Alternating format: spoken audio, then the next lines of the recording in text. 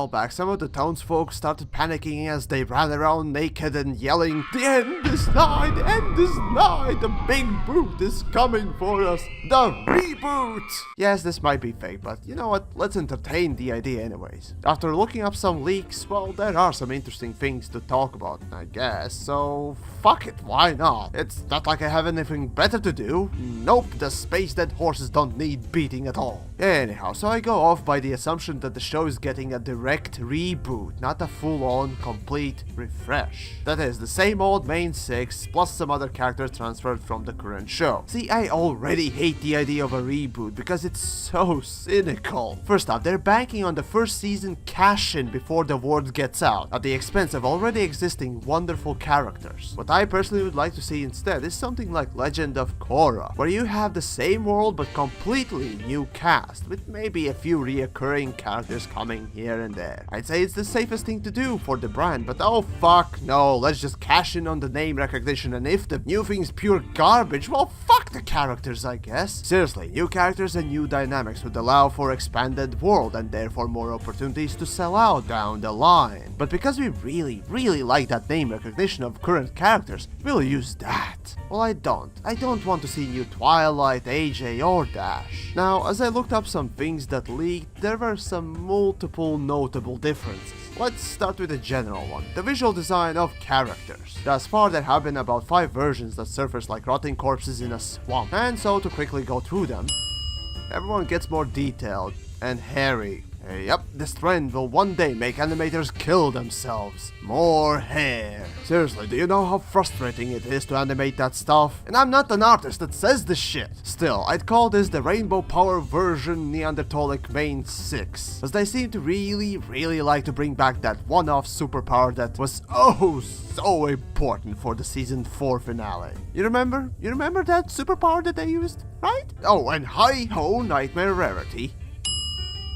This one's more in line with the current version, but still, more hair. What the fuck is up with this hair, people? Can at least we have hairless horses to contrast it? Still, if I had to choose, this would be the most grounded one. Hi-ho Disney, I think we have a true wannabe here. Yeah, okay, fair game, this is actually the most realistic one of all. Still, I didn't come to this mystical magical universe for realism. My fucking gods, what the fuck? Baby faces? Fucking baby faces all over the place? No, just no. They look like some weird ass breed between a horse and a pig. Skip! Okay, now this one's just not even trying anymore. So my conclusion here is simple. First 2 are the most likable, but over the top.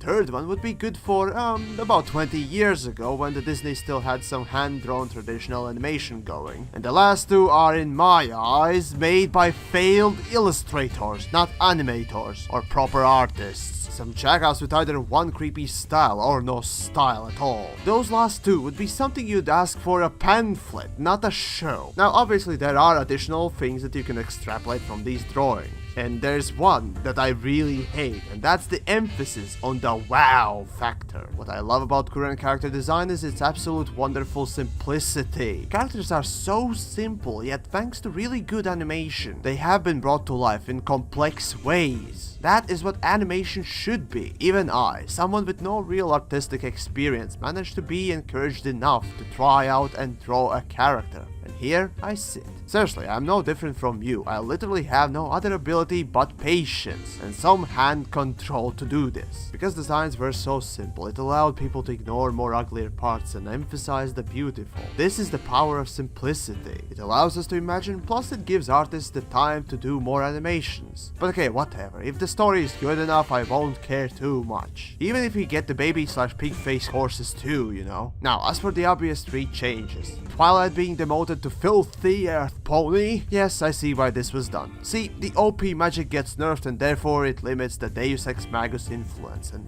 that's a good thing. Pinky promoted to Pegasus. Yeah, sure, whatever, doesn't matter to be honest. And Fluttershy swapped to Unicorn. Okay, fine. Frankly, Earth Pony would be more suitable, but whatever. The bottom line is the story and animation. If animation is good and detailed, it will be fine. But story, now that one is at risk of sinking the ship entirely. As Teen Titans Go has proven, you can have good fluid animation with colors and all that stuff, but if you start pandering and half-assing, then bye-bye integrity and fandom. Now, I won't go speculate as to what could and could not happen. What I want to see fixed from the current existing paradigm is following. Properly established world with its fictional realism down. That means properly established what magic is, how much of it there is, what it can and cannot do, and so on. This is the most crucial step in the world building. After that, establishing some social norms would be nice as well. You know, the governing structure and typical stuff that we deal on daily basis. Otherwise, we get a leader of the country that is a princess and not a queen, and such a thing as race, species, and etc. division, a complete mess. Then on top of that, make sure that the world as a whole works right.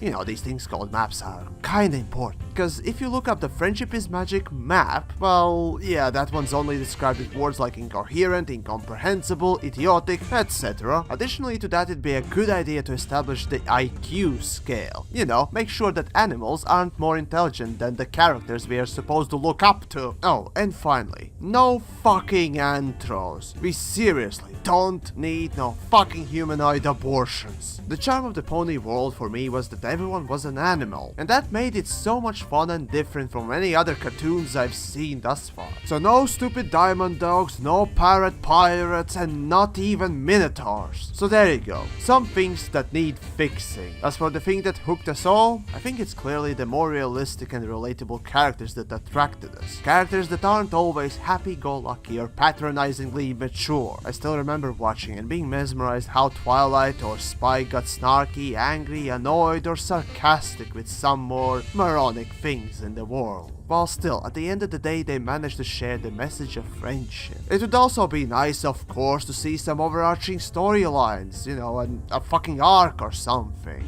Like Avatar. But that would require some proper guiding hand in the creative process and writing, which I don't think will happen. In the end, the designs are rather annoying to me, and the idea of rebooting also seems rather sudden, as the show is still going strong. But I guess due to lack of guiding light and overseeing factors of the show, it's slowly running itself into a corner, so I guess it's time for a reboot. Maybe.